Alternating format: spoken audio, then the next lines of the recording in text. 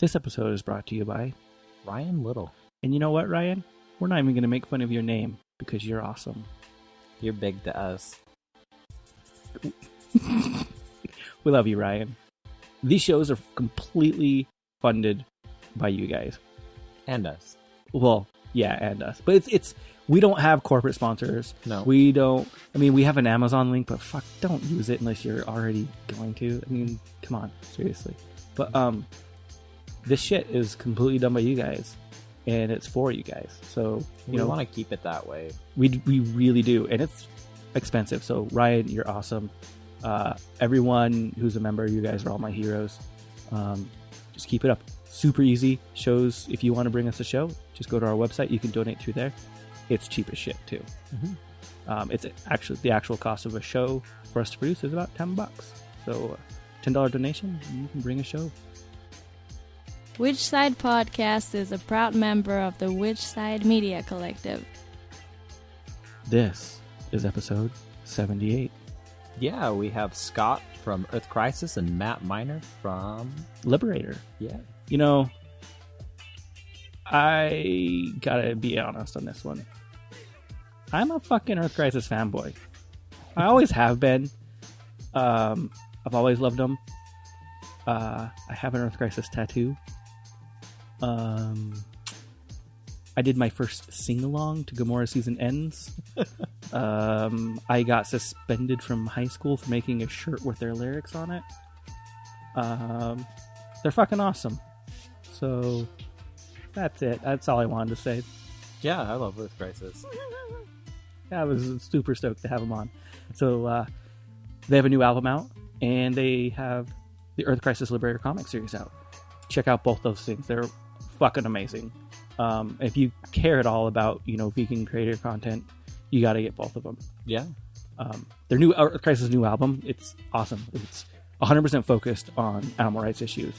Mm-hmm. Not that the other stuff that they've done isn't, but it's their first time that they've dedicated an entire album to it, and it's fucking awesome. So check it out. For sure. What events do we have going on this week? So, as you know, Cliff Bar is not being transparent about where they source their chocolate from. You know what I think when someone's not transparent about it? They're hiding something. Slavery.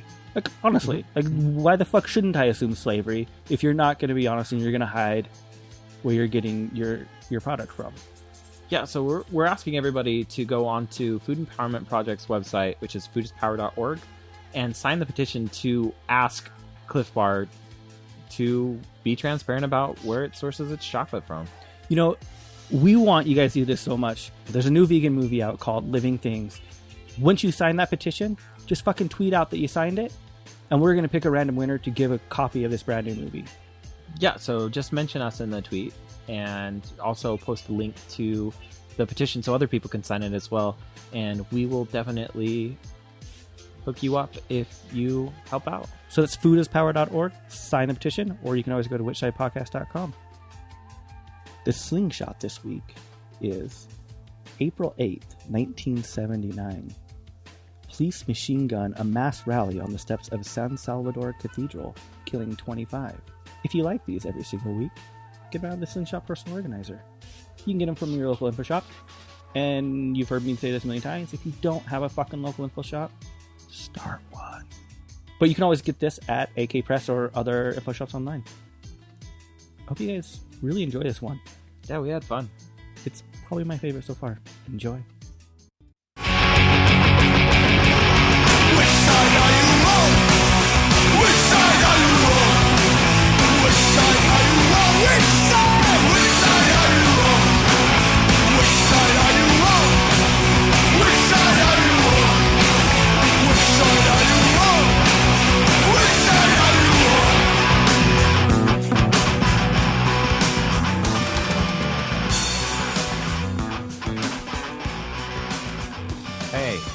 Hey, Matt. Hey, is that Jeremy? Yeah. Hey, what's up? So, what cookies you making? Just chocolate chip. I got to the part where you mix the oil and sugar together, and then I started getting texted, and I was like, "Oh fuck!" So you're not? I thought they were kidding that you were making cookies. No, for real. No, I was for real. Like, I'm gonna have fucking cookies for dinner, and nobody can stop me because I'm a grown up, and so. Well, you're not really a grown up if you're having cookies for dinner. Well, You know, Matt, those cookies in that cookbook, they're chocolate chip ones. They're good, but my recipe is way fucking better. You'll have to send me your recipe then. I don't know. Whenever I make cookies, I mean, even if I follow the directions exactly, I always end up screwing them up. Like there's too much oil, or there's not enough oil, or I don't know. Well, I've never made cookies. So. Who said that? Scott. Scott. Oh, okay. Yeah. I was like, Jordan cooks all the time. Where's Jordan? I'm right here. Yellow. The chocolate crinkle cookies in that cookbook are amazing. I don't know if there's something up, but I don't hear Jordan. You can't hear me? Oh, I can't. No, I can't hear him either. Yeah. I hear him like he sounds like he's in the background somewhere. I can barely hear him. Yeah, like I can hear Izzy more than I can hear Jordan. I don't hear Iz at all. Huh. I heard Izzy. What the hell? How is that even possible? You sound like you're like on someone else's phone, but just like way in the background. Yeah. Can you? Like, are you in the bathroom behind a closed door or something? No, do I sound fine? Yeah, you sound. You We're sound going fine talking me. to the same mic. That is really bizarre. Well, we Really? usually record like you guys hear a different mic than what's actually recorded. Yeah. I can hear you. I mean, that'll work. It just sounds not quite up front. You yeah, I sound mean, like it's yeah. like you're in the next room. Yeah. That's weird. We're like the same distance from that mic, too. Are you sure that it's not? Maybe is your mic picking me up, or is shouldn't. it going off the blue? The blue's not plugged in. Ah, that's weird. But you can hear me enough to get by. Yeah. Okay. Yeah, it works Yeah, fine. It just sure. sounds like you're. It sounds like you're sitting about 10 feet back from a mic or something, but it's fine. Yeah, that's weird. Oh well. Anyways, well, Scott, I'm Jeremy, by the way. Nice to meet you. Yeah, it's good to meet you. And you can tell I am Jordan because I'm 10 feet back. Well, I mean, it is good You because guys you can want to make distinguish sure that the it's voices. recording, right? Yeah, mean, it's recording it's just fine. Yeah, it's recording. That's weird Okay. though. Yeah, all the levels look great on our end. It's so bizarre. Skype. It's And I would say it's my headset, which is kind of flaky, but Scott's having the same problem. Yeah. That's so, interesting. So aside from making cookies, what are y'all up to tonight? I'm about to record. A friend is coming over. We've been working on like a project of his, so he's going to be over in about an hour, and we're going to slug away at something that was supposed to take 2 weeks. It's been about 3 months. So. Is this a music project, Scott? Yeah. It's, a side project, or?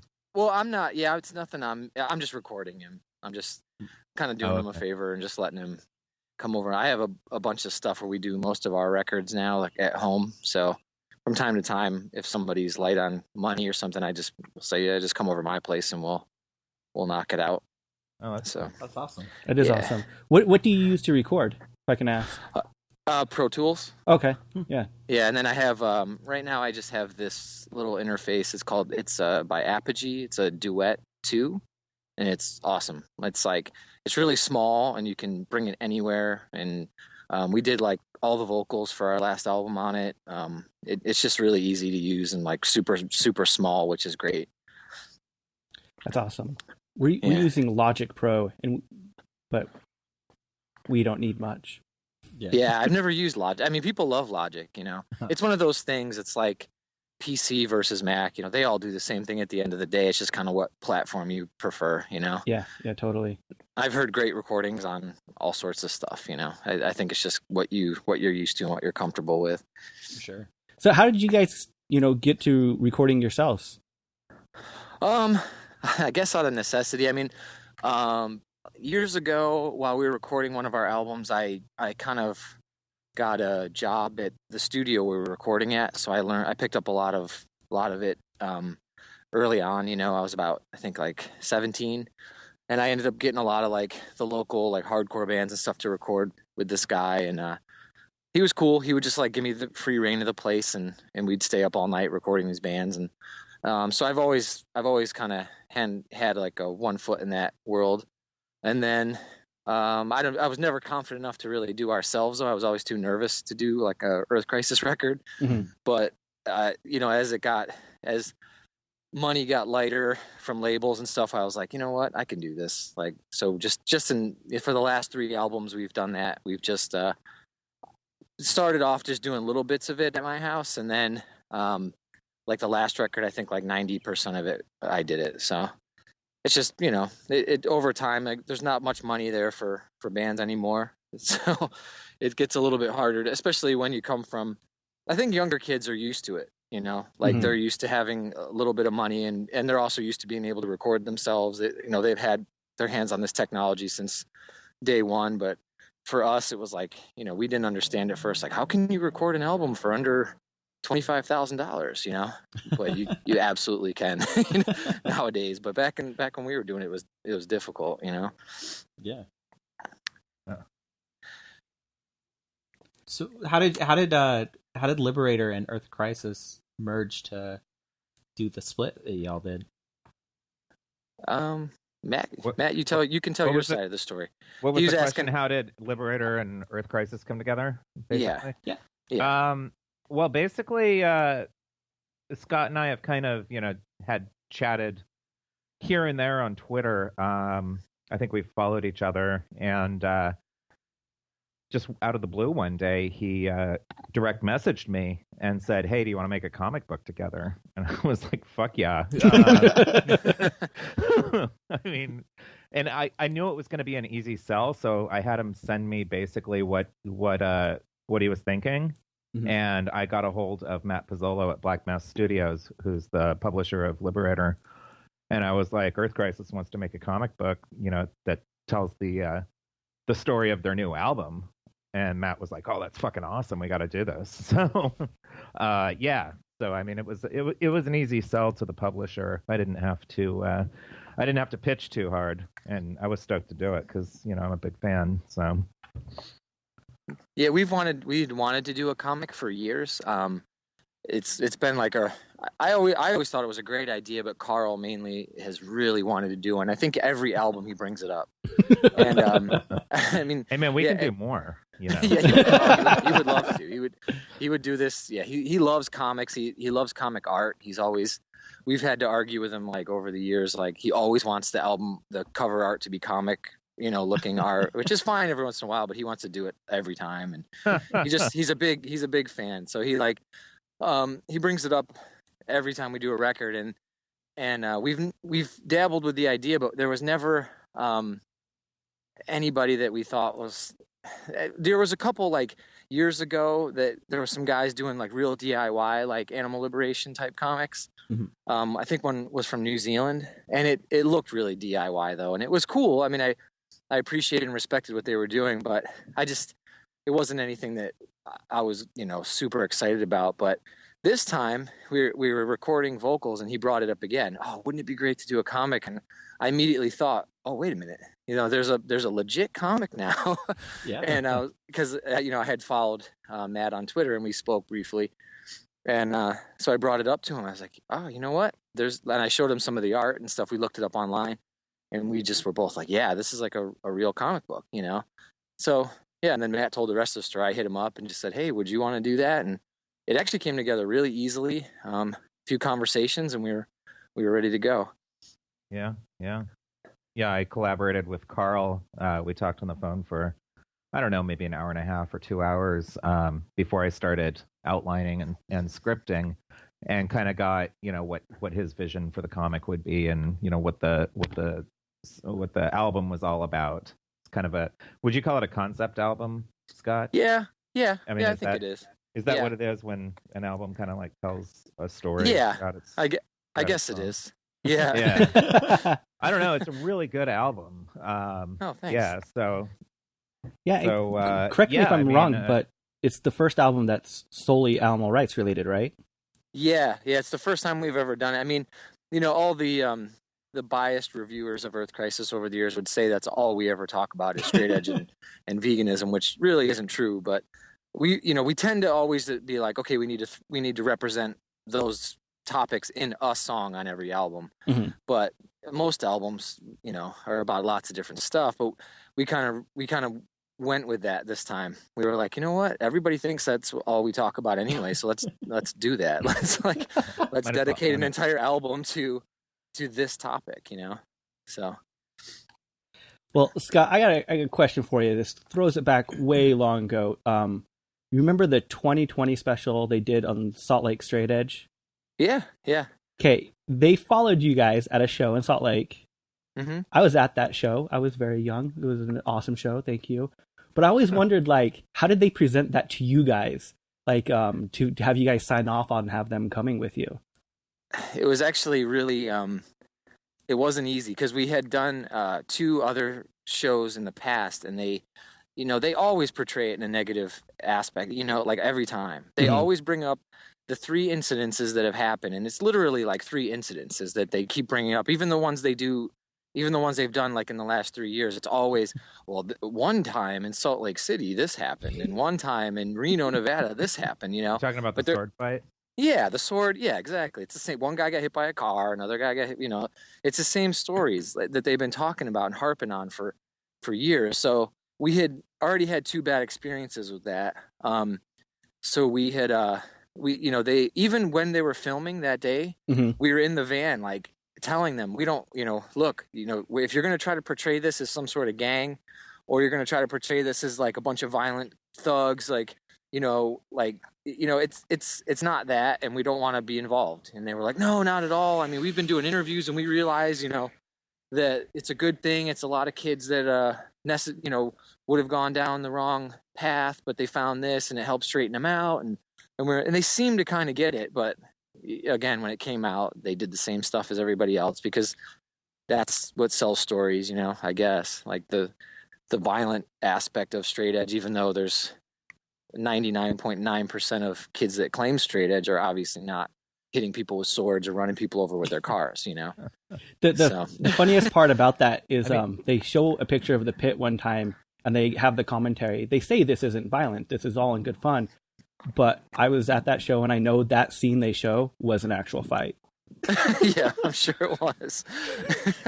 Well, I remember, Salt Lake was so crazy. It was I have family that lives there, and they always wanted to come, and I was like, nah, you don't come. I would tell them, just please don't come, because they, they're all, my wife's family's Mormon, so she's got family that, lives there, and they're very wholesome. They don't know anything about this stuff, so they're always like, oh, we want to come see you, and I'm like, no, look, there's police that have blocked off the front of the venue because there's supposed to be a drive-by shooting, and just don't come, and they're always like, what? And then they see us on America's Most Wanted, and they're like, what in the hell are you, what are you involved in,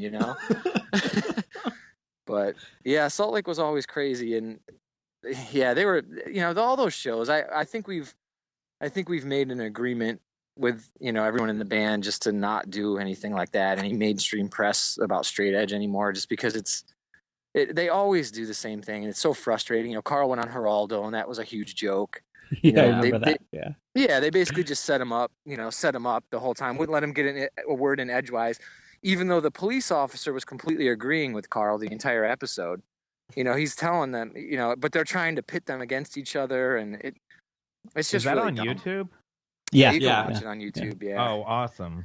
Yeah. I didn't know it went on Geraldo. That's crazy. Yeah, it was dumb. It was definitely one of the to me, in my opinion, that was one of the worst of the straight edge mainstream media presentations. It was awful. Was that the one where they're like? It was also Geraldo, which is trash TV. So. Right. I guess you should have known going into it that might happen, but. Yeah, it's really, I don't know. It's always frustrating because we numerous times we've sat down and been like, look, we don't want to focus in on the violent stuff. I understand you're going to have to report it, but let's not have an hour-long special about one guy that hit a guy with a car in Reno, Nevada one time or whatever. Mm-hmm. And usually when it all boils down to it, these things weren't even straight edge related anyway. It was always other stuff going on, But the stabbing fucked up things and be straight edge and not have it be related. Totally. And that's what I always try to tell everybody too. When we do these interviews, they're like, well, it's like, look, I understand from somebody that doesn't live in this world, that you might immediately think, oh, drug free, it's a Boy Scout club. These guys are wholesome little cool little kids that are trying to. It's like, no, these are most of the time pretty messed up individuals that all found each other and were like, let's try to straighten ourselves out. Mm-hmm. And sometimes those messed up parts still rear their ugly head every once in a while. Everybody, that's the whole point of this. It's not like we're running around like going to high schools trying to convert people to, hey, kids, stay off drugs. It's more of a, hey, we were all going to be messed up unless we banded together and helped each other out, and that's what they need to understand, that most of these people are messed up individuals. They didn't come from good backgrounds. Their families were, had drug abusers and stuff like that. And then they one day smartened up and said, I don't want to do that. I don't want to go down that road. So they're doing their best, and every once in a while they might freak out and hit a guy with a car. It's it happens.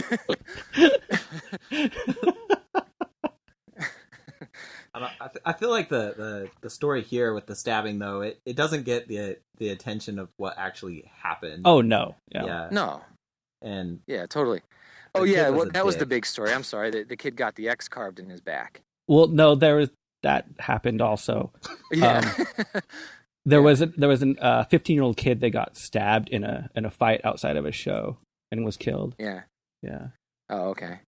But that kid was. Yeah. I mean, Reno and Salt Lake were notorious. I mean, there was insane stuff going on there. It was extremely violent, Like growing up in it didn't seem that violent to me. Like, honestly. Yeah. But like, I'm a little wimpy kid. Like, I'm not a tough kid at all. And I would go other places and they'd be like, oh, don't fuck with him. He's from Salt Lake. I'm like, you guys could kick the shit out of me in a heartbeat. Like, yeah, no, yeah. Well, it's just like anywhere, it was a handful of people. I mean, we would play there and obviously, there'd be 400, 500 people there. It wasn't like 400 and 500 lunatics. It was, 5 lunatics and the rest of them were normal people, know? Yeah. I can tell you who those 5 were if you want to know. Oh, I remember. No, I know exactly who they were, and I don't think any of them are straight edge anymore. So, I don't think so. Yeah. No, I'm pretty sure they're not. Yeah. That's typically how it goes, So, I know we've talked to Matt before about he, got into the straight edge lifestyle. So, how did you get started in it? I mean, kind of, like I was just describing. I mean, my family, growing up, my dad sold drugs, and it just wasn't, it wasn't. I saw it, and I kind of recognized at an early age that it was really destructive. And I still, even though that, I was living around that kind of stuff. So, neighbors and stuff. I remember at an early age, like getting me to smoke cigarettes and smoking weed. I remember the neighbors across the street would babysit the 7-year-old girl, and they would get her high. And even though I was like 10, I knew like this is insane. Like these people are crazy. So I think around 13, a few of my friends had gotten into like Minor Threat and Youth of Today and bands like that. And I didn't really like the music, to be honest with you. But I really appreciated the message of it and just the positivity of it. And I don't know, I get, just the idea of, okay, this is a community where everybody can kind of band together and do something positive. Do something positive and, try to better themselves together, everybody's trying to help each other up, kind of thing. And it wasn't until I think like I got into like, well, Integrity when they were straight edge. They were like the first straight edge band, like them and Judge were the first ones I kind of connected with musically. Mm-hmm. I never really got into like those real early like youth crew type bands. I still don't really like that stuff. But message wise, I respected it. So that's really it. And I think everybody's got a different story, but it's usually somewhere along those lines, same kind of stuff. So did veganism come out of the hardcore scene for you? Yeah, same friends, I had 2 friends in particular that we all used to skate together, and we kind of found our way to hardcore together. They got there, a little bit earlier than me. Like we all used to skate and listen to like Dead Kennedys and Misfits and stuff like that. And then they were like, oh, there's this other type of music. And they started getting into, like I said, like Minor Threat and Youth of Today. And at first I was like, it's all right. But that was really it. And then they started one of my friends became vegetarian, and I was like, that's dumb. Why are you doing that? And then about 6 months later, I was like, wow, it kind of makes sense. And then I think a year after that, I was like, yeah, I have to go vegetarian because I can't stop thinking about it. And the more I think about it, the more sense it makes. And I think I was only vegetarian for about 6 months, and then I went vegan. What ultimately made you make the jump to veganism? What was it? What was I heard what and jump to veganism, but I didn't catch the rest. So I guess I'll speak a lot louder. What made you make the jump to veganism from vegetarianism? Well, honestly, like my friends were kind of headed that way, and I kind of just equated it all to the same thing, I was like, it doesn't make sense to me, it just didn't make sense to okay, I don't want to, participate in this cruelty, but I knew that it was just as cruel to drink milk and just as cruel to support dairy farms as it was to support a slaughterhouse, in my opinion. So I was like, well, I can't be a hypocrite, I feel like, to me, it felt like being a vegetarian was a hypocrite. I just was like, I already know this stuff. I think there's a lot of people that, go vegetarian or maybe find it on their own, and they don't realize like that dairy is just as torturous, if not more, honestly, in a lot of ways than the meat industry. Mm-hmm. So I think people don't make that connection, but I knew it because my friends were already involved in that, and they were telling me every day. And so I was like, wow, yeah, I have to do that because I feel like I'm being a hypocrite if I stop eating meat, but I continue to support all this other, these other atrocities that are the dairy industry. So yeah, I think a lot of people don't take that step, which is really good, Scott. And it drives me crazy, quote unquote ethical vegetarians who know the score, who know about eggs and dairy and how horrible it is, but they decide they've done their part, they've done enough or whatever. Yeah, and it's like how hard is it to substitute soy milk and to just not eat eggs? I mean, it's not hard, Well, especially now, especially in this day and age. I mean, I say that all the time. I'm the old vegan at this point. I'm like, you guys have it easy. You have no idea, Yeah. I mean, we used to be driving around in a van and like we couldn't find soy milk. I mean, forget it. There was one brand, and I think Eden Soy. Like that was like the only kind of soy milk there was, and it sucked. And I've only been vegan 10 years, so we always had soy milk, but I mean, the soy cheese sucked, and all that stuff the meat sucks. substitutes sucked. Yeah. I mean, oh god, don't get started on mayonnaise. I was just gonna say, now, fucking I mean, mayonnaise. Oh, now, these kids now, it's like it's not even if you're a young teenager and you're like, yeah, I'm gonna be vegetarian. It's like you can just go to any grocery store in America and find all the stuff that you need, and it's all great, Yeah. I mean, we live in Far Rockaway, which is, I mean, it's pretty low income. It's like a lot of projects and stuff, and we still have all the meat substitutes. 5 different kinds of soy milk. We have the new grocery store that just opened. It has the soy ice cream and everything. I mean, it's ridiculous. Yeah. It's everywhere. I mean, it's very not having the food accessible is no excuse. Yeah. I mean, totally. It's not an excuse anyways, because, of everything in the grocery store, 90% of it probably is vegan anyways, by default. Yeah.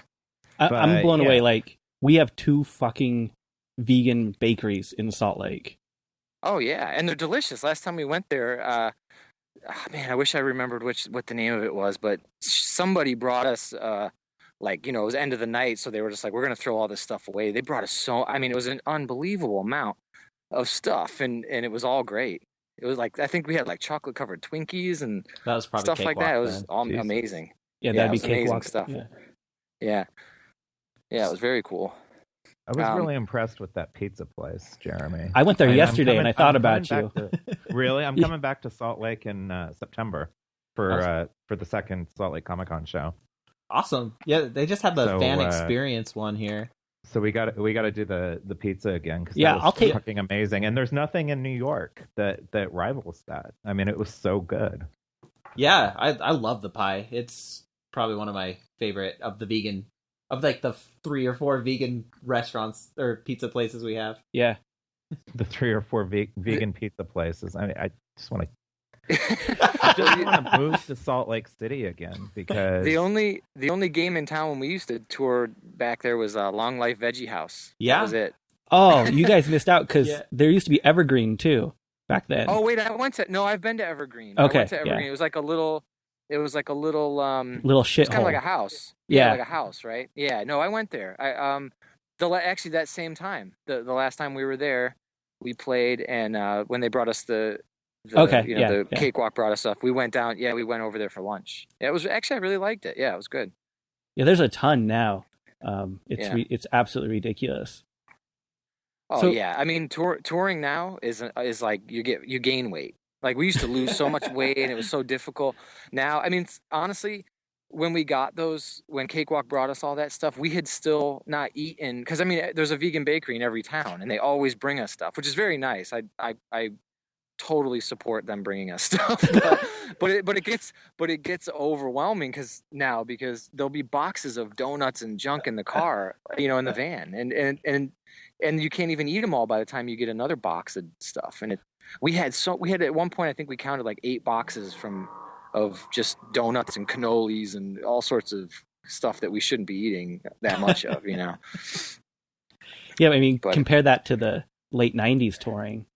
Oh, forget it. Yeah. Yeah. You might get that once, maybe. There might have been a place that closed down that wasn't there the next time you went through town, because they all lasted like, maybe a year.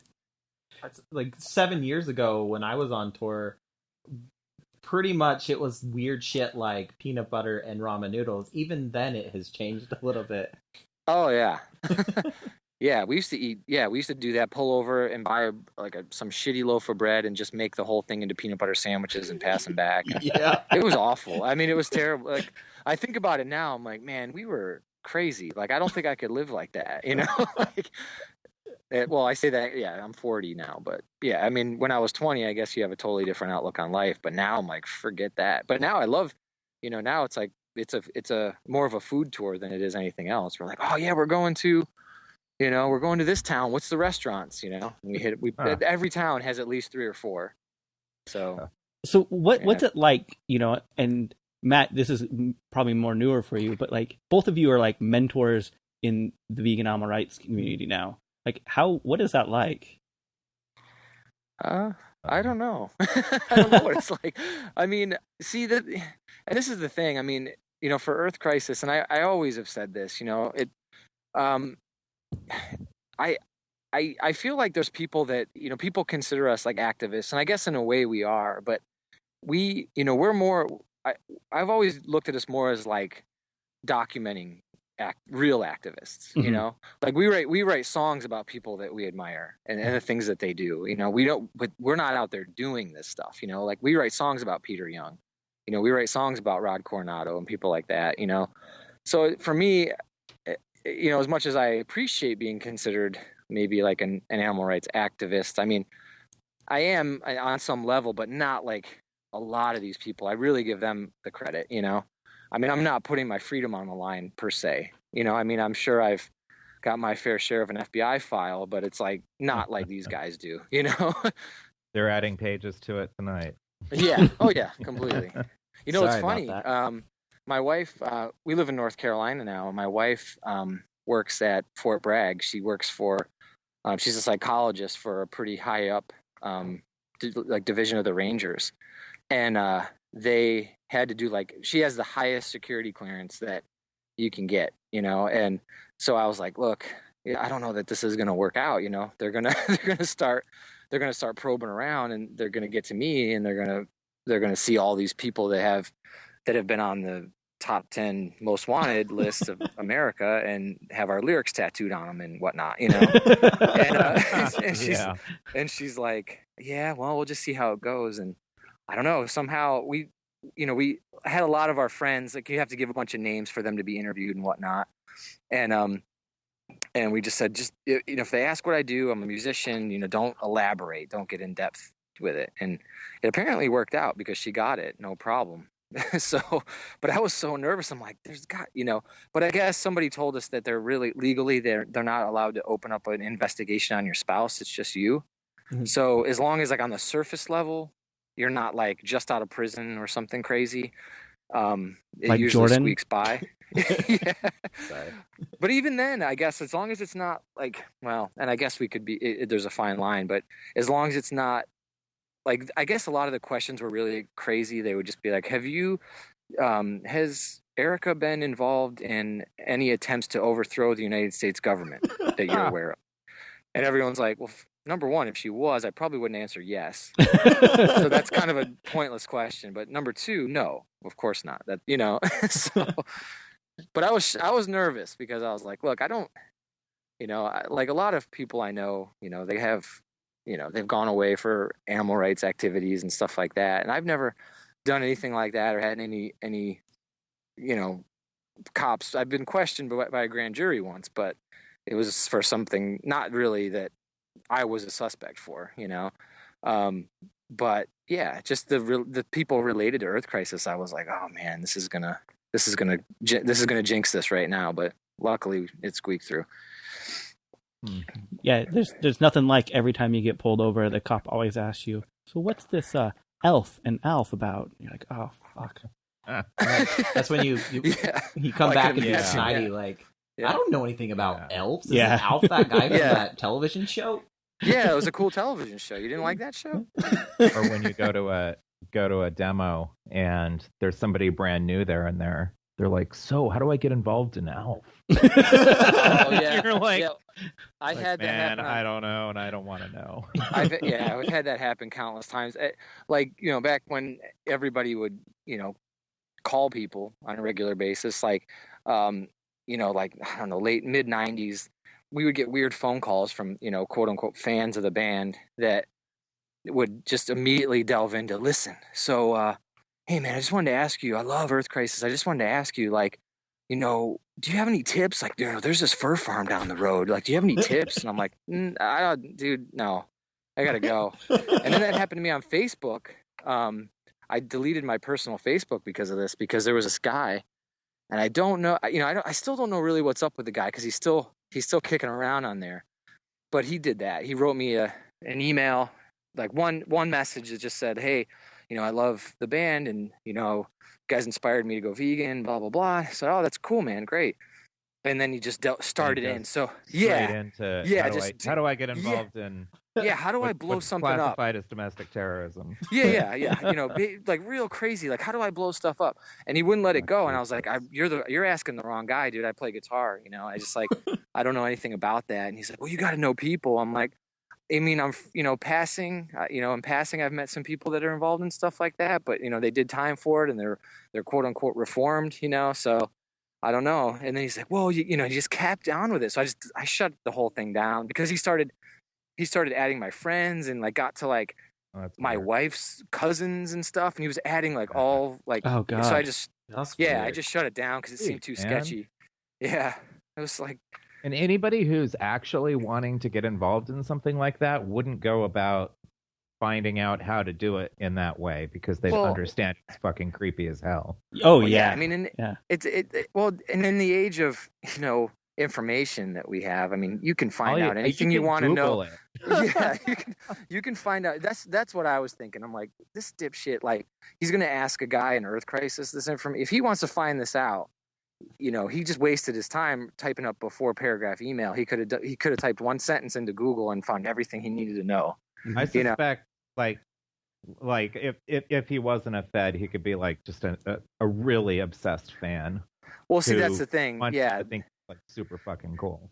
well, that's the thing. Like, I don't know, because I've had people that I've thought over the years were like some sort of informant, and then they're still around 10 years later, and I'm like, all right, well, you obviously weren't. You're just kind of Not a necessarily. knucklehead, Yeah, not necessarily. You're right. Yeah, I mean, only Yeah. if it comes out. Yeah. Yeah. Yeah, but anyway, Never know. there's some strange characters for sure out there that. Just That's why I was like, in Facebook was just too weird. I realized at that minute, I was like, these people have access to like my whole, everything. Like, now I'm getting my like wife's family that has nothing to do with this involved in things. And, So Yeah. I just decided it was best to. It was annoying. It was more annoying than it was fun.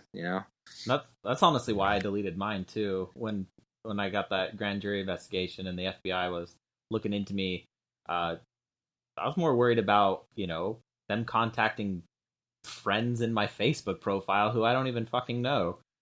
Yeah. It's like. And that's exactly what they would do. That would be like one of the first things they did. All right, let's get on this dude's Facebook page and start tracking down other people, Yeah. And yeah, it's just a trail that, I mean, even people that aren't in this world, it's just a trail you don't want, Like, do you really want everybody knowing, all this information about your family members and being able to link you up to everybody? Oh, so this is Matt's cousin. Oh, and that's Matt's uncle. Yeah. Yeah. Like, dude, that's just weird, It's just a weird thing. I'm still on Facebook, and I do it because otherwise I would lose contact with my cousin and my uncle, Yeah, totally. I came back too. Yeah, I mean, I went through a big purge at one point where I started deleting everybody I didn't know in real life. But I have like 1,000 Facebook friends because we use Facebook to network for dog rescues, Right? and so it's like, man, it's just like there's no quick way to delete a lot of people on Facebook, so it was taking forever, so I gave up. We talked to Scott Crow, and his whole idea of it was kind of hiding in plain sight. He's like, the more people are out there, it's just too much information. But yeah, that makes sense. Yeah. That makes sense too. So you say that that Scott, sorry, That's that okay. you got into veganism from music, but like, how often do you hear, aside from the crazy people, that that they changed, they became vegan because of Earth Crisis and stuff? I mean, quite frequently. We'll get an email or two, like a week, I'd say. Wow, sometimes that's huge. Yeah, one or two a week. I mean, that means there's for every one of those, there's probably 5 out there that don't email you. Yeah. No, it's definitely and it's a weird thing to respond. I always have a hard time. I do most of the responses and stuff on Facebook and Twitter and all that, and it's a hard time. I have a hard time trying to figure out what to say back because it's, I don't want to come off egotistical and be like, damn right, that's awesome, It's like, so it's like I always sit there and I think like, wow, I mean, this is so humbling for me. Like, we're this band, and because I just think of us as, the idealistic 15-year-old kids that were practicing in my mom's basement that were like, we're gonna make the craziest, like animal rights focused band that's ever existed, and it's not gonna be let's be all all be friends and hold hands. It's gonna be like the reality and the anger of it, and that was the idea, and it worked. We did it, and so it's like to hear people telling you stuff like that, like, wow, you changed my life. And it's not just the vegan aspect. We get a lot. I mean, that's most of it, but I mean, there's a lot of people that had drug issues and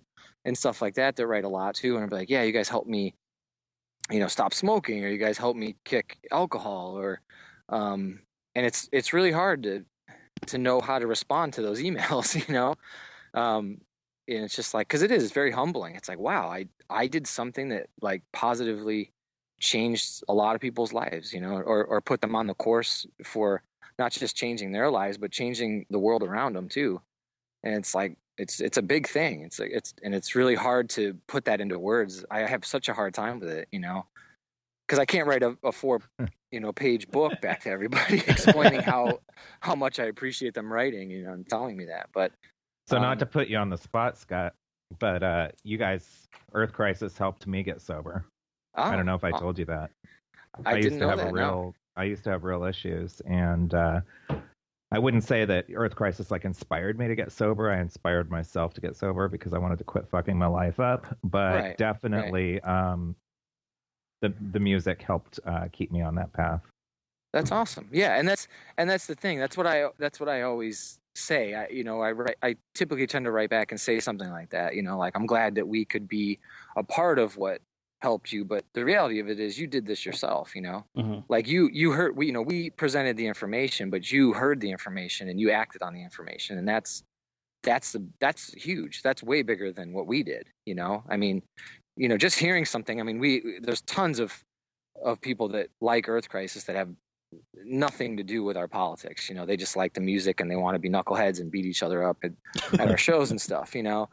And so obviously they hear the message and they're not receptive to it. But all these other people, they did something. It's not just us that was like, hey, go vegan, and they were like, okay, sir, yes, sir. They were like, I wish it was that easy. Yeah, exactly. Yeah. They were like, wow, what is this all about? I'm going to be open to this idea instead of just immediately go, no, I like meat. Because that's what we get a lot. People, obviously we operate in the metal world a lot. With metal. Yeah, so it's like. Every review, I'm so sick of it. I feel like a steak now. Right. They all start, and it's like I get that on my comics boring. all the time too. And it's like, wow, you're really fucking original.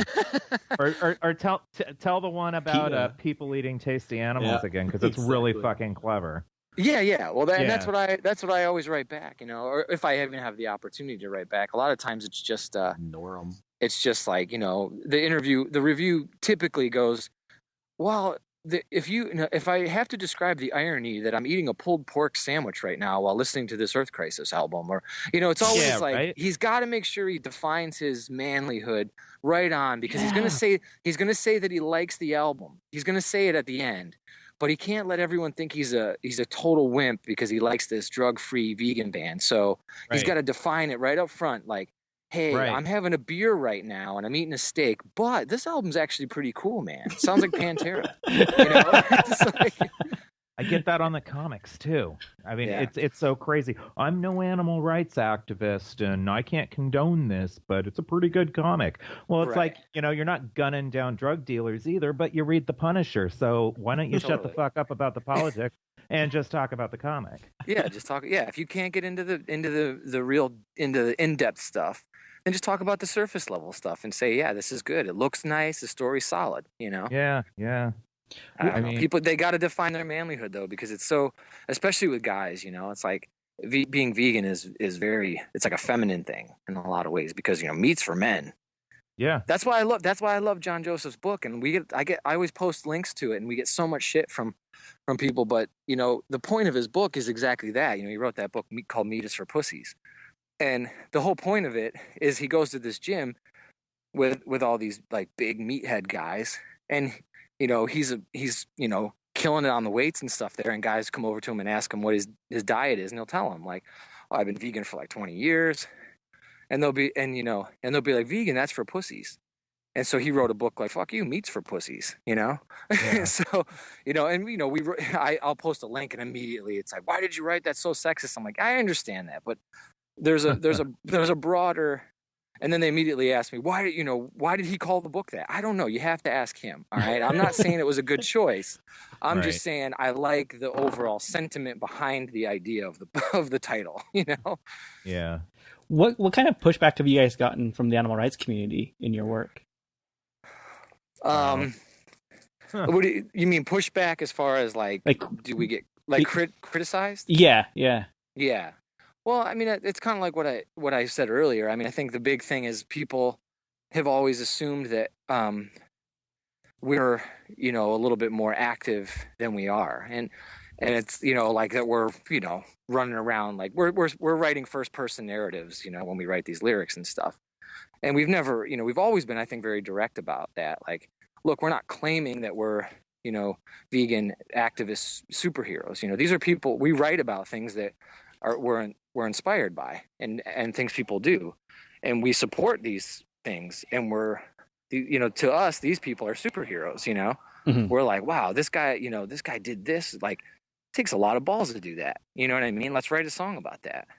And so I think there was a point when we were kind of in the we were in this real DIY scene, and we started to kind of cross over into this bigger music scene. That there was a lot of that going on. Like, these guys are full of it. It's like the same old stuff. Like, oh, they don't really kill drug dealers. Well, of course we don't. You know what I mean? Like, that's the most ridiculous thing I've ever heard. Like, of course we don't. But I think when we first started, like, most hardcore bands sang about only things that they like there was no, and I hate to use the word fantasy because it's not really fantasy, but there was no fantasy, I guess, in their lyrics. Like we were coming from like a Slayer background where we're reading these like, stories, and they had layers to them in their lyrics and stuff, and there was a lot of description, and you know what I mean, and like that's where Carl was coming from, but he wanted to inject some personal, not just write about monsters or something. He wanted to write about monsters, but turn that into something he could relate to and something he cared about and was passionate about. And I think people didn't know how to handle that in the hardcore scene. They didn't understand, like, well, these guys aren't really killing drug dealers. It's like, dude, he watched a show on TV and read a book about the Black Panthers that were doing that, and he thought it was awesome, and he wrote a song. It's really that simple. It's not. It doesn't have to be a biography here. Yeah. But people couldn't understand that, so that was a lot of the criticism we got. It was just like, oh, these guys are fake. They're not really doing any of the stuff they sing about. They're not really killing a vivisector. Like, of course we're not. Right. But it would be awesome, It's like, yeah, of course we didn't do that. That was like, my friend plays in that down here, plays in Catharsis, and singer of Catharsis has always had a problem with us, and that's always what he says in interviews. Is like, well, they're full of it because they don't really do this stuff. And it's like, does that really matter? I mean, You don't claim to do it. Yeah, we're not claiming to do it, and the truth is, you did the like for instance, the song "To Ashes" is about Walter Bond, and the video is all about Walter Bond, and you don't actually claim that you do this stuff. Exactly, but they can. That makes the critics. Yeah, that gives the critics something to gripe about. Oh, they're fake. They're full of shit. Do you get the same thing, Matt? I don't actually. I think it's because I'm pretty straightforward with what I do. You've done it like 2 minutes. Yeah. And the fact that I rescue dogs, and I spent years doing like above ground, like HLS protests and fur protests, and like one of the guys. I mean, we were 3 days a week. And I'm pretty straightforward with that, and I've always supported the underground. I don't get that kind of criticism. What I have gotten is criticism where the same kind of criticism that the ALF gets from the more peaceful, happy vegan crowd, that it's violent, and it's promoting violence, and it's promoting this male power fantasy, even though it's a male-female team, and then in the Earth Crisis book, it's just a female. Apparently, it's still a quote-unquote male power fantasy. I've gotten criticism, but only before the first book came out, I got criticism that it was sexist, and this was pretty outspoken criticism. But I was like, how would you know that it's sexist? I'm not even done writing the first issue yet. It's still on Kickstarter. Yeah, but, well, that's it. I think in these days, anything that anybody puts out there, there's going to be somebody claiming stuff like that. It's really difficult to. I don't think it exists. I don't think anybody puts things out as far as any sort of art or whether it be comic books or music. Has to find something to pick on. Everybody is searching for fault. There is a comic out right now called Rat Queens, and the women are small in stature, and they're sexually active. And somebody wrote this big, long thing that basically called the creators of this comic that's very popular and has been heralded by, feminists and women and as being, a positive comic book, basically called them pedophiles because these small in stature women were put in sexual situations in the comic book from time to time because they're small and sexualized. Right. So get that. I mean, my first wife was 5 foot. I mean, it doesn't mean that I'm, into kids. It's not the same thing. Or does it? Yeah, no. I'm pretty sure it means exactly that. What the fuck, man? But yeah, I mean, no matter how positive or good a thing you put out there, it really seems like somebody's gonna come by and take a big self-righteous dump on you at some point. Absolutely. Well, Matt, we deal with that. Let's say, Matt, I've never liked a comic book before, and yours are the first I've ever even owned. It's blasphemy. Oh, really? Yeah, and so they're pretty awesome. So thank you for actually doing that. Oh, I think yeah. Oh, it's amazing. Yeah, I think it's. I mean, that's like I said, we've been searching for a comic book like that for years, and finally, doing the vocals that one night, he's like, "Dude, what about the comic book idea?" And I was like, "Wait a minute, this could actually work now." Now we know somebody. Yeah, this could actually work. I saw this and it looked legitimate, and I was blown away. I was like, "Wait a minute, somebody's doing a real comic book that's animal rights based. This is amazing." Well, and that was the point, was to do something that was polished and professional and would sit on a shelf next to Batman in mainstream comic book stores. It was to, sneak it in to the mainstream that way. Well, and that's the thing that it frustrates me about this world too, is like, and that, that was always our idea. It's like, well, let's go play Ozfest and talk about vegetarianism and veganism and straight edge to all these people. Because we could go play shows around the country, headline, and just tell the vegan straight edge kids over and over again that, yeah, you should be vegan and straight edge. And they already are. Which doesn't do any good for anybody. Or we can go tour with In Flames, and we can go play Ozfest, and we can go tour with Downset and all these other tours that we did, and tell those guys, hey, you should be vegan. We got some stuff, literature at our table. Yeah. Like that. But the scene, like the quote unquote scene, doesn't want you to do that, which doesn't make any sense, because if it's about promoting this message, then why the hell are we just telling each other over and over? Yeah, you don't want to preach to the choir constantly. Yeah, we're doing this. Hey, man. Hey, Matt, you're doing a good job. Stay vegan. It's like, it's like, instead, let's go down the street and tell 5 other guys that don't know anything about it, and maybe one of them will go, you know what, this makes sense. Yeah. Just wanted to give you a warning. The conversation gets a little rough with the Skype connection coming up. It lasts for about a minute, but then Skype works it out. We wanted to leave it in because they were saying so much, and you can still pretty much get through it and hear it. Usually we would cut it out, but we fucking love these guys, so we left it in. So bear with it. So Matt, have you gotten a response from anybody related to maybe changing, becoming vegan, or just more apathy towards animals or anything else? Yeah, actually, yes. I've gotten emails that people have gone vegetarian. Nobody's gone vegan yet that's told me. People have, but the comics so far, they haven't dealt with like food animals, quote unquote. I've gotten a lot of response, like people who, like a couple kids have emailed me, I want to be like Jeanette when I grow up. Which was really freaking cool. Yeah, that's awesome. Yeah.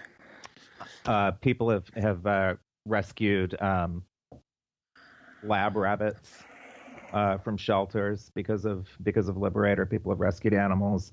People have started volunteering at shelters because of Liberator, doing things like that. So all that stuff makes me pretty happy. I love it. Yeah, I'm not wanting to, like Scott, I'm not wanting to like, pat myself on the back or anything, but it does make me feel good to know that, some good's coming out of it. Yeah. Well, and that's always my take on it. It's not just Liberator. You know what I mean? It's not. But we have we'd be not giving ourselves credit to the say, hey, we had a hand guiding some of that toward that stuff. And we should take pride in it. But it's because that's gonna what motivates us to do Earth Crisis isn't. We've got rich off. Let's put it that way.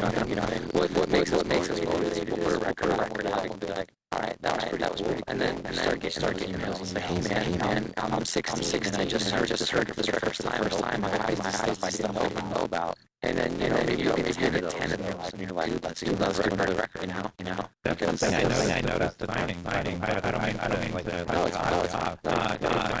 that we got there. I know that everyone that came to were like late teens, early 20s, like they were younger people that are finding now. They're not my age. Yeah, so that's awesome that you're still inspiring like younger generation. Yeah, and that's honestly really. There's two reasons why we do this at this point. Because we're best friends and love music, and because we continue to see positive reaction from it. I severely lack days in the quote unquote hardcore scene. It doesn't resemble hardcore scene that I grew up in at all. As far as being progressive and thinking and stuff like that, that doesn't exist too much. There's no bands really sticking out out for anything. They're all just saying. Just I don't know, ego-driven anger. You know, it's just like, yeah, we're mad. We have to be mad together, but nobody's saying why. You know, it's just a bunch of pissed off aggression, and nobody's saying, but this is why, and this is what you can do about it. You know, which I felt like even if they weren't singing about veganism or straight edge or things that Earth Crisis is about, there were bands that were mad, and they would tell you why. You know. But nowadays it doesn't exist, so we're just kind of like, well, we feel like, all right, we got to be around for the people that do want to progress in life and are forward thinking and are trying to be, trying to better themselves, you know. Well, I gotta say, Earth Crisis helped me get through my formative years and stayed clean. Only band tattoo I have is the wrenches. Oh, awesome. I don't even have that. I got to get that. I feel stupid. All these other people have it, and I don't have it. It's it's really weird because there's not too many bands in my life that have really been influential as far as my complete lifestyle and has maintained that for the amount of years I have, because I'm, you've been vegan longer than I have, but I'm, at 20 years now, and it's like, holy fuck. Yeah. So it's great to be able to still see the content being released and coming out, and now I can give that to my daughter, and now she listens to it, and that's awesome. It's amazing. No, it's amazing. Yeah, no, that's the thing. And like I said, it's humbling to see, people that have stuck with it for as long as you have, and then they have kids too, and you're like, wow. I mean, it's just, I don't know. I guess we never thought that the band would have the impact that it's had on people, and so to hear about it, it's still, even after all these years, and there were years we definitely took it for granted. And I think now that we're in this stage of life, we don't take any of it for granted. We're like, wow, man. Like, I'll email everybody, I text everybody in the band and be like, some guy just wrote us on Facebook and was like, I went vegan because of you guys, my kids are vegan. Just wanted to say thanks, and everybody writes back like, that's awesome. Whereas I think, maybe 15 years ago, I wouldn't have bothered telling everybody that. but now, I might say, hey, we got 10 letters, and last month, and everybody said they went vegan because of us, and everyone would go, oh, that's cool. But now every time, because we did, I think we took it for granted. We let a lot of those years slip by us without really appreciating what we were doing and the impact we were having. And we were riding around in vans eating peanut butter sandwiches, and that's what we were worried about, And instead, we were missing out on a lot of the really cool stuff that was happening around us. So now, when we get stuff like that, it's like 10 guys wrote us. Time to hit the studio. We got to do another record so we can get 10 more guys or gals to write us and say, hey, you help me, Well, it's truly inspiring, and hopefully we'll be making content that fucking far in the future.